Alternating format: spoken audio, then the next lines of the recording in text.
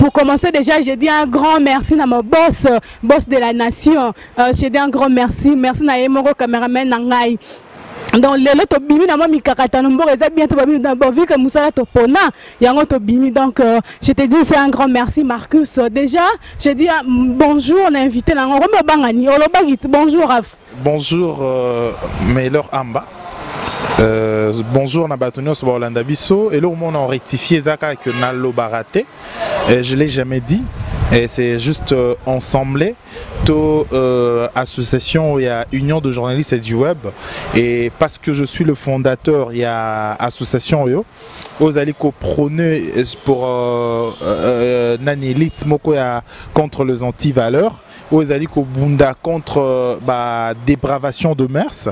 Vous allez Bunda contre virus. Depuis un temps, et Tikali Nakati a communauté congolaise et un journalisme sur le web. Yangoana, et ça que na le barapé non plus que na reformé journaliste parce que je suis pas informateur, je suis journaliste comme eux, mais tout simplement toko organiser et le comment quand eux former journaliste. Bien sûr, on appelle aux parmi bateau ba former. Dans la vie, quand tu veux plus apprendre, il faut pas kata mutu no baboa kango parce que chaque jour de la vie, et école il y a apprentissage. Il faut apprendre du jour au lendemain. Il faut qu'on réactualiser ma Elenayo. C'est comme ça que tant tu organiser télé, édition tu prévoir. Togobengi ça professionnel mon sousou na éminent professeur obakoya ensemble repé sa formation moko au bisonio sotokozalana pour toi assister total à nengeni les kaka pe la biso comment okoki ko ça la buzz sans pour autant au déranger bateau. Merci beaucoup Raph, merci na Marcus, merci na garçon Silim Herman siko poto que déjà na but il y a si je na bisonné na yeko lugo pona tunu qui est derrière toi parce que yo mi bengi président. Bon à tout seigneur à tout honneur, je t'appelle aussi président Raph. Si que yo président on a moni no rôle éducation les autres kotara bana ngoti le malam te parce que dans le bac biso ba chroniqueuse soit que ba journaliste autrement dit que non il y a web bouzo bozo sale mormona que non mutaka atikali na soutien kangi profil kangi photo atie na profil wana nini azoluka base bo soit que moi base za passe soko na logique comme ça la boy donc biso to sala base a passe donc il faut que moi soutien pose à base juste que le bani président. Moi je pense que Lelo est sous question à discuter sur Nyon Soano Lobité. Lelo aujourd'hui depuis Tobandi association na biso to conscientiser un peu plus de jeunes pour que recadrer Moussala Bango parce que le buzz ne veut pas dire déranger. Parce que buzz au salango sans pour autant au déranger Batumisoussou. C'est-à-dire déranger ça veut dire quoi? Gêner papa to maman ou Lelo yo sala. Et ça, le succès est ingrat, mais carrière est fidèle. Succès, lelo au Rokyo Zalande aux Zawana, lelo, bané belé après Moussala nayo, aux ana succès aux ana top. Mais un beau matin au Rokyo Koya. Mais le succès est sengaka, muto au répondre on a besoin ya bato au bazota layo. Ok? Au sepelisa au yo bango balingi. Alors que carrière est un critère où il faut ça là où il faut ça là tu vois et mon tout a coupé sa carrière est très fidèle et tikao les lotés lobité et aux alana yo mettons au ça la succès après un temps aussi là les loba tout ba kombo mususu belé toyoka na presse toyoka na métier toyoka na nini na musique les loba zawapi et kenda. Mais Moussala na bango siko lelo est-ce que bato wa ko consommer misala mususu au moins que misala mususu et kenaga juste na kombo na bango elanda bango mais il y a de travail il y a bato mususu au lelo tina œuvre tin wa kombo na bango tika na panthéon Moussala na bango tika na kati na un panthéon tu vois c'est ça au tonito mokolakisa to tonito to mila et to na évité biso na biso to échanger pour que tout matisse un peu niveau na biso il y a compréhension de choses et lelo je pense que membre de l'association Union de journalistes du web aux alliés association zoloba mingi que na lobaka mais na osepela mingi oloba makambu ya Union de journalistes du web parce qu'il y a ngonde sali à ce que tozala awa ngana yo et lelo association yo tozana but moko ya ko lobateka toko luka pété. Mais le problème est ça, but poursuivi. But na biso ça, to éradiquer virus. virus nini peut virus en écouter parce que balobi na kati était président balobi que non bino ndem bozo sala biso to za la boye parce que bino ko futa moi ah là maintenant je dis déjà merci beaucoup na vie na ngai a c'est star de la nation a futa la bien donc avant les 30 ans déjà mbongo ye na futa mi mais na ba site musu c'est za bongo ko tero sala musala salaire ezate on ezo sala moi mutu atika moi lupende libanda atika moi likolo atika moi soutien parce que aluka ba bati de l'état mbongo na western na bi to ko kota na union de web de journalistes mais répondre à la question dans président. Je pense que Moutou a bien éduqué. Alors, il y a tant surtout éducation, to image ya ba parents na ba PCT parce que site moraza ba foutete. Non, jamais. Alors Luka par contre, Luka travail au ko permettre à survenir na ba besoin na. Les londo lobby que ndeko na biso de la nation na PCP Mbote place Azali na Pichu Mangaya na PCP Mbote également. Ce qui les lots yo bazo futo soubiente, dis-moi, rassurez biso de tota la télévision que obando sala makambo oyo et obando déranger batu. Kuna. Non, et ça la question la conscience yo moko ya kibomoto. De savoir ce qui les lots ezo futate awa, na ro qui ne place mon sous-soupé et futingai. Mais le problème est que ba image est kalaka. Même attends au komi papa, au komi maman, au komi coco. Grande qui t'en vient na Blaise Boula lobaka. Rendez-vous na kibotata.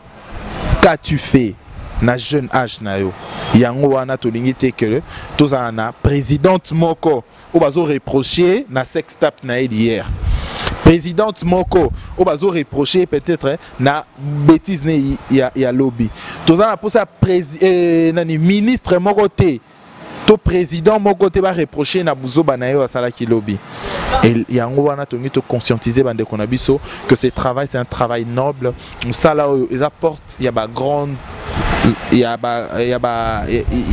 grandes entreprises parce que quand tu es journaliste c'est baroque aux européennes entreprise moko travailler na bango et au fond la vie na yo mais ça buzoba mutota là pour des aventures lelo pe en plus au lobby makambo au sala bon pour muta tindelo mbongo lelo lié lobby au tindelo susu. C'est parce que c'est là une vidéo, est-ce que lobby ça vidéo ou c'est peut-être vidéo à lobby ou déranger ça a été de préférence, il faut vraiment faire une carrière en lieu et place du succès de la merde. Donc, qui président na biso lobby faut que ça la carrière na place bossa la babeti. C'est quoi président? Na yoka ki lisolo ya Venus hôtel Venus lobby que non ko bengisa ba journaliste nyonso ya web.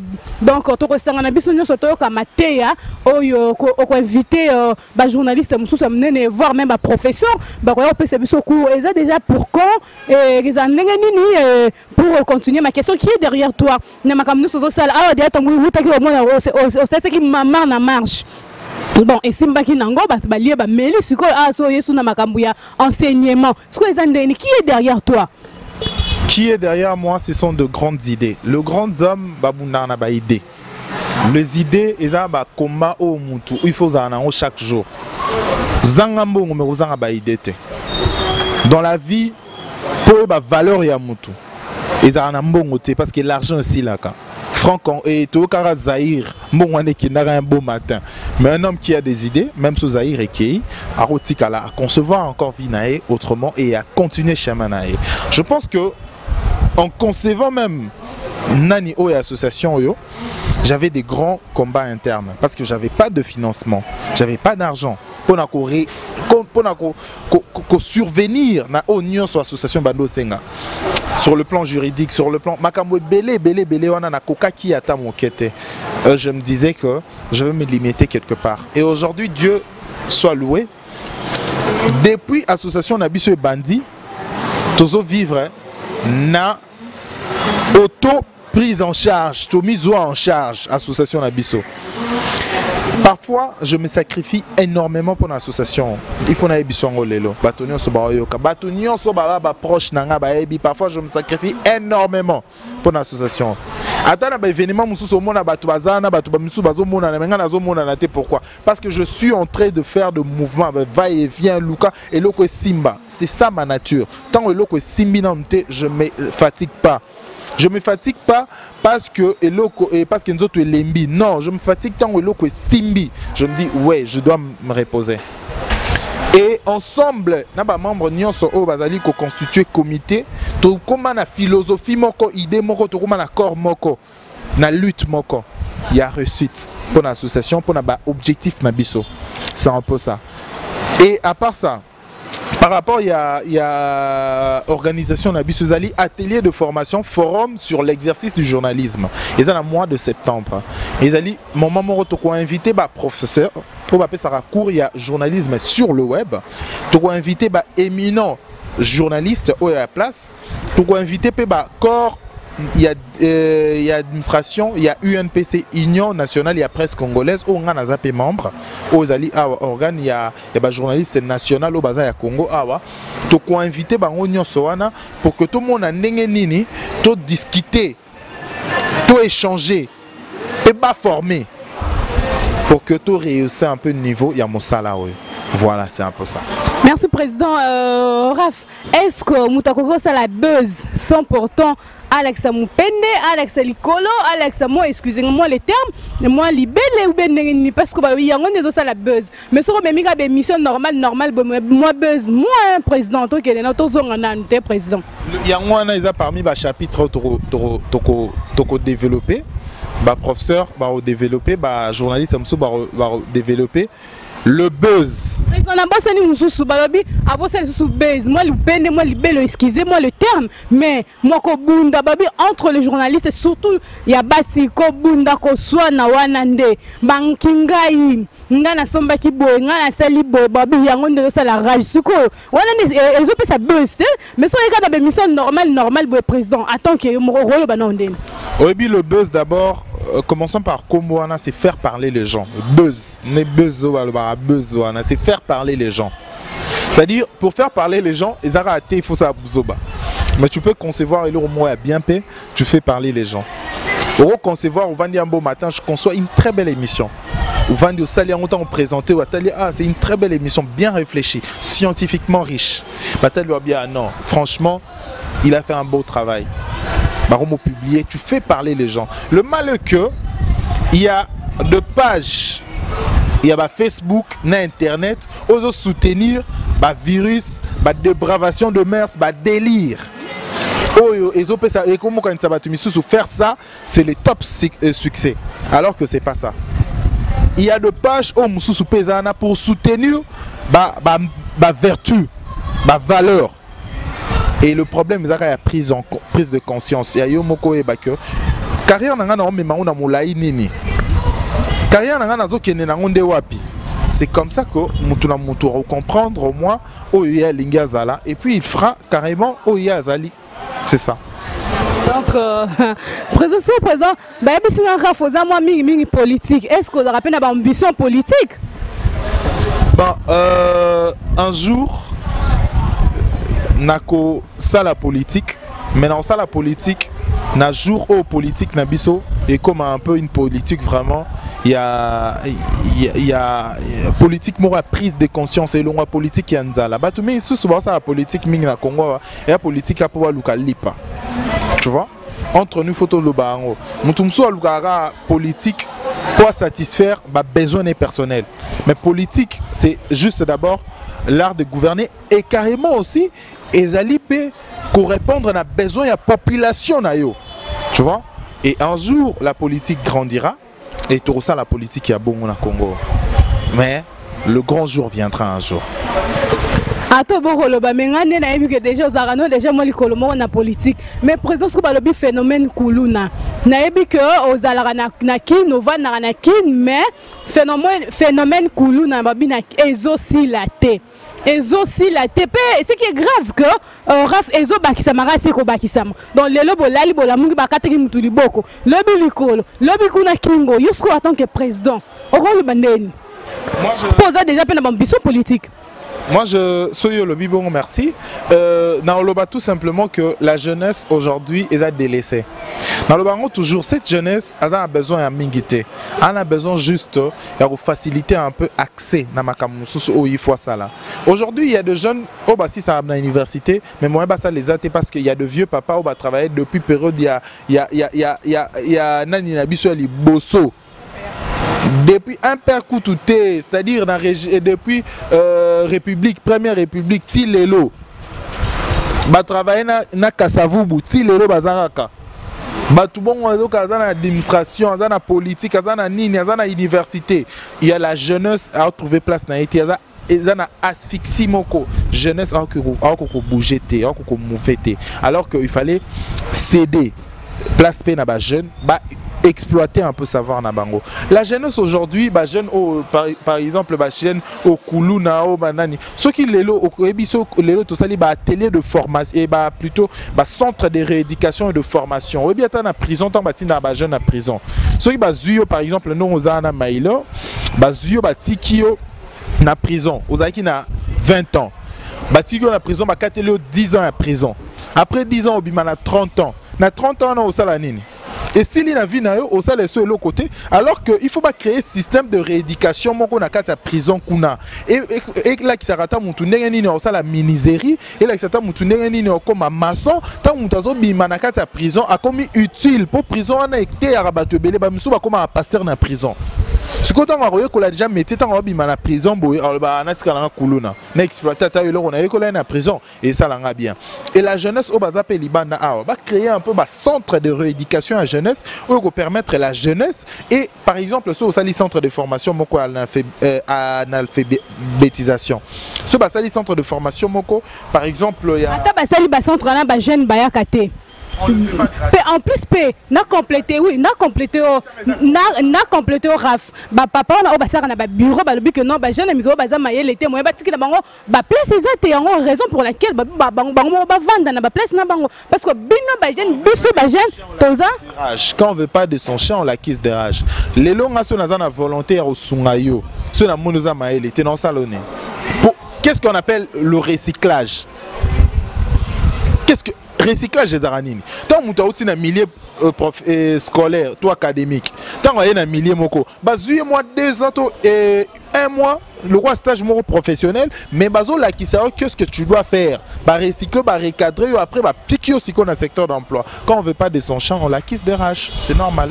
Donc il y a un phénomène mususu balobi que non ba kuzu a eleke belé Marcus nanga Congo kuzu nde kuzu et ce qui est plus grave, cause on appelle comme une mabatou. Est-ce que c'est normal na Congo parce que moi moi ici la tana cause. Ce que parce que yo pose journaliste au côté mais babilo kwana. Nous sommes un problème à gouvernement.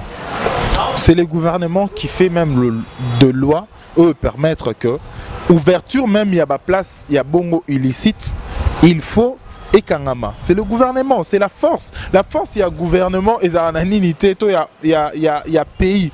Ils ont raté, il y a une loi, mais il y a une sanction. Je pense qu'il ne faut pas sanctionner c'est très facile. Et puis, tu aurais rééduqué les jeunes et belés, voilà. Est-ce que naebi que ozara déjà na kin ozara pe na Congo lobi pe makamo eleka qui sont pour autant donc tous au ministère ozaki pe na kin le makamo eleka qui a mwana semi o esalema qui na ba yupen ba sina quartier donc je peux dire que partout na Congo na capitale parce que moi point de vue na yo en tant que journaliste et en tant que président et cause ani pe moi na yo pas chef de l'état ou cette cobagnons ya gouvernement au Barolanda yo mwana ntemi c'est une large distraction. Pardon? C'est une large distraction. Distraction pourquoi? Parce que et liboso qui évasion c'était mon antemi. Après un moment qui évasion est comme Kamounan Sapo. Jusqu'à présent tu es bisouté. Et là liboso d'abord il faut ministre de la justice à démissionner. Pourquoi? Nyonso oyo ezo obi mon antemi bakanga qui place mon dossier moko un dossier similaire plutôt na Franck Diongo flagrance il fallait pas s'ambisaer en public il fallait pas s'ambisaer pour exemple mon ancien meeting à Kima batika là au s'ambisaer pourquoi ce sont des questions il faut tout de tout nana et mon ancien est-ce que c'est mon ancien mineur ça aventure on a nyonso zo le kana et ça large distraction lelo problème est en mboka na biso il faut to instaurer état des droits, il faut sécurité en mboka za makasi parce que au ebiti makamwana mon antemi ça la boy et ça va perdre moko sur le plan économique dans Congo parce que ba investisseur ba kokoya na Congo te tant ba yo ka ba insécurité ba mort d'homme et ça bongo maman administratrice il y a marché central à Koufika bonnement et ça dit ko bangi ça ba tu ebele et ça ba manque à gagner aux sur le plan économique voilà. Déjà large distraction mon antenne. Président le but les a donc distraction à mon essai mais bon ils ont qu'à point de vue nae ce que auto kenena nous babi comme on ensemble pour qu'on a bazo bon ma bateau ils ont continué pekaka ils ont continué peso ko bakaka donc moyen kutu bata seni ba qu'ils ont machine na bango ba kenango kuna po batu ba s'enrôler exact parce que affaire moi na c'est comme on ensemble plutôt ils ont continué ce qu'on y attend que déjà politiciens en devenir ou ce qu'on attend que congolais au Congo ko le bani moi point de vue na mon antenne mais déjà aujourd'hui a un peu la paix na Kasai, moi qui m'a moqué. Comme on ensemble. Ouais, moi qui m'écoute moi moqué, mais bah tu comme ça. Rapport moi ouais 251 exécutés na Kasai et les lots les lisa ils pas si mingi aujourd'hui des autorités congolaises vraiment des autorités congolaises plutôt il faut les lots vraiment prendre moi conscience bah dès qu'on a vu sur Kasai bah les mingi il faut kozungi c'est un peu bango na nostalgie ça les bango ya mawa na kozungi c'est bango un peu la paix l'amour. Il y a bande qu'on a biso en vraiment. À ce net moment, ils ont vraiment besoin primordial. Il y a bande qu'on a biso bazana Kasai. C'est ça vraiment. Et ça n'a pas si mingi. Mon amour soit qui mi azana famille aujourd'hui. Comment survivre moi non azangi peut moyen à peut-être l'état congolais me doit comme chez Gelobi comme il peut kuluna. Tu vois place et makamaro zokende. Pas si bon moi nana atika na ba mauvais souvenir et à vie. Bah, tout simplement pour l'aventure moi à moquer. Aujourd'hui, on doit instaurer plutôt état des droits et la sécurité dans le cannabis. Sécurité dans le cannabis, c'est sécurité dans le cannabis. Je pense que sécurité dans le cannabis. Il y a sécurité dans le cannabis. Maman n'a pas bomi. C'est les manières de sécurité à 2 minutes il y a une évasion ah non quand même. Et na période à Kalando mais les lots quand même parce que l'insécurité bat son plein à Kinshasa l'insécurité bat son plein sur le moins makambo évasion makambo mususo bato bazali ko bomba kulo aujourd'hui il y a l'insécurité il faut le dire bilo mususo il faut pas seulement tout simplement avoir un peu peur mais il faut dire la vérité aux clairs et net aux journalistes quand même. Raf toke tozo comme déjà na suka lelo eza président Tshisekedi Félix Tshilombo a lobby que non lelo 2 villes mortes bandi lelo ti lobby point de vue na est-ce que ceux qui to sali 2 villes mortes et donc en plus et quoi porter les biso na 2 villes mortes tandis qu'on dit que biso ba congolais tozo vivre na autour du jour donc congolais sera bimite moyen alia exact que ba décréter 2 villes mortes c'est comment point de vue na yo ça change rien mais au diminuer biso ka ba poids et changer le côté pendant plus d'années na Congo tout le monde a ville morte et changer dans le côté. Aujourd'hui, il faut mener des actions. Il faut mener des actions pour faire respecter la loi. C'est ça. Parce que tu perds de gars pourquoi parce que 2 jours peut-être maman moi qui ngasa ni aller à na matembelene moya bimeza tu perds moins 1 kilo. Tout simplement pour aller qui n'a été. Tout le monde peut-être ngane na abo moya na bimana ngate na kinata moi na betata moi cop na lia na perdre moins kilo. Ville morte ça change rien. Et tu recule ça la paix boé parce que ce mouton ça le canaille yo le besoin en ville morte Massina Kingasan il y a les qui ne gomba qui na banque est fonctionné place mususu est fonctionné ba restaurant là bas on a ville et fonctionné avec betine moi tour allié na et les restes kuna donc ce ba ça déjà biso ba canaille mususu ce ba le biso ça biso canaille yo ça ville morte ya qui na collé na rien à voir ça change rien na boulevard ba on a 100 en l'air vite. C'est bien, les lots vraiment la boulevard. Embouteillage exact. Non, rapide, vraiment, déranger. Tu vois? Il faut mener des actions permettre des actions démocrates, des actions pacifiques, des actions qui vont changer les choses. C'est ça. Net ba chose ni oyo lingi pacifique net pacifique so ameka au marché oyo mo mona ga donc pour nous quitter déjà pas na biso pour nous rekoma boy donc ils a déjà problème parce que là ba policier ba eza na nzela il y a des actions pacifiques magnifiques que disposition loi na biso ya Congo et permettre en na rekio le bannion sauter mais loi na biso na ba article mo boya ya constitution et permettre ba dispositif au rekio permettre moto à ça la paix makamba action mo rekio changer de choses. Voilà. Merci na Raf président. Il y a web donc comme Diana Souka yo mo le bango donc comme Diana Souka donc moi moi de la fin na yo moi lilobana suka na makamunyo so ezo le gana mboka na biso donc ma plein encore le banini pe conseil ni no repesa na ba journaliste ni so ya web. Alors et ça linga grand plaisir d'abord ko yamame pa na yo.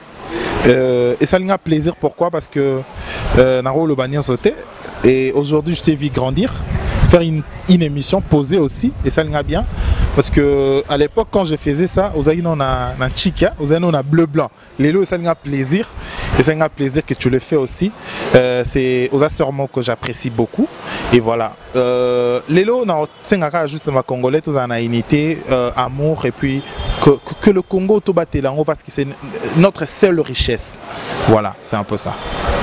On a un journaliste à web. C'est bon déjà amour, paix et puis Congo ça c'est la richesse nabiso. To batela. So richesse na yo ezali journalisme. Batela musala ngo za bien image ya mboka na yo. Ko bebi sangote.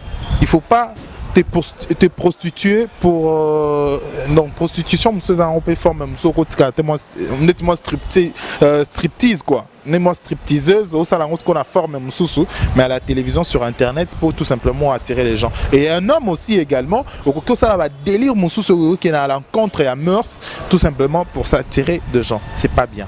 Et un jour, même ton fils peut te rappeler à l'ordre et à la conscience. Voilà.